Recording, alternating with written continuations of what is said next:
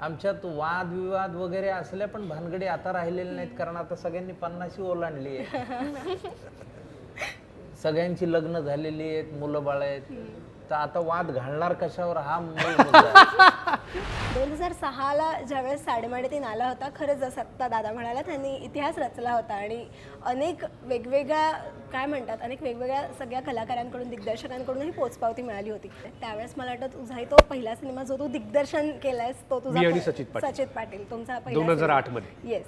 आणि तेव्हापासून तुम्ही एकमेकांना ओळखताय, अनेक सिनेमे केलेत, इतका काळ लोटलाय, पण तुमची मैत्री अजूनही तशीच आहे. आणि मला वाटतं सिनेमाचा पण तोही एक महत्त्वाचा भाग आहे की ती मैत्री सुद्धा त्याच्यामध्ये दिसतेय, ते नातंही दिसतंय. मला तुमच्या मैत्रीबद्दल ऐकायचंय, तेव्हाचे तुम्ही एकमेकांना ओळखत होतात ते आणि आताचे तुम्ही.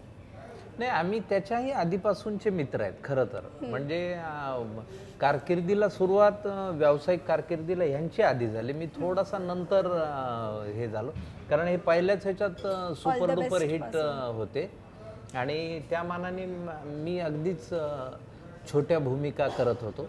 पण तेव्हा आमची मैत्री खूप तिथपासून आम्ही एकमेकांबरोबर जे दिवस पाहिलेले आहेत, म्हणजे काय म्हणूया त्याला, अगदी भरतकडे 2 व्हीलर होती, आमच्या ग्रुपमध्ये पहिल्यांदा अंकुशने 4 व्हीलर घेतली, इथपासूनचे आम्ही मित्र आहोत.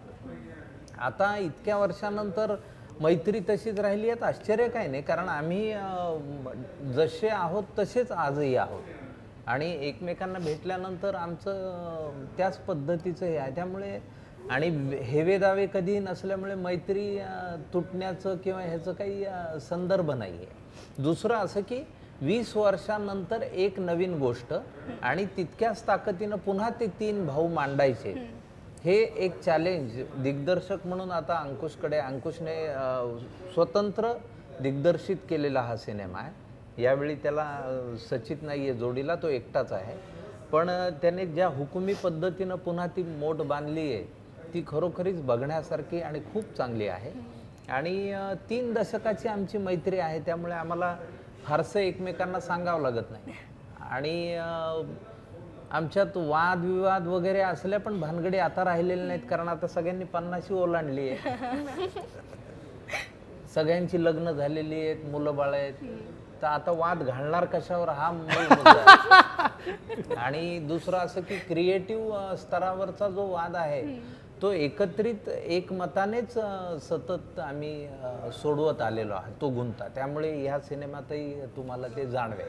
क्या बात आहे सर. नाही, मकरंद म्हणतो ते बरोबर आहे, कारण मैत्री ही व्यावसायिक नसतेच, स्वार्थ नसतो त्यात, त्यालाच मैत्री म्हणतो ना आपण. मग काम करतोय, एकमेकांचे कॅरेक्टर्स करतोय, एकमेकांना भेटतोय, एखाद्या पिक्चरमध्ये आम्ही एकत्र नसलो तरी ते त्या पिक्चरमधला तो रोल किंवा त्या नाटकातला तो एक कॅरेक्टर रोल मला आवडला, हे मित्र म्हणून सांगणं गरजेचं असतं.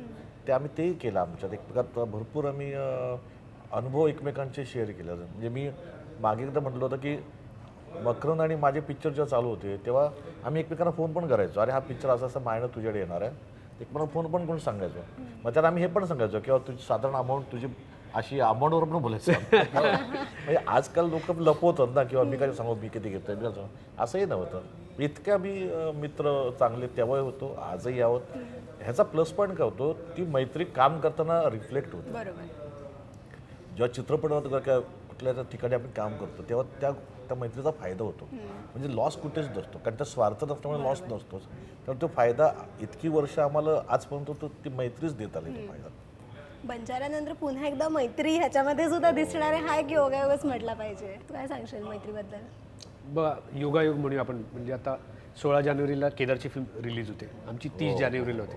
त्याच्या दुसऱ्या दिवशी माझा वाढदिवस आहे 31 जानेवारी. आपण योगायोगच म्हणायला पाहिजे. कसं काय जुळून आला माहिती आहे, प्रोड्युसरना तसं वाटलं. 15-16 काय केदारचा पण वाढदिवस येतोय, 16 ना तारीख, म्हणून तर म्हणलं काय त्याला ठरवून नाही काही झालं.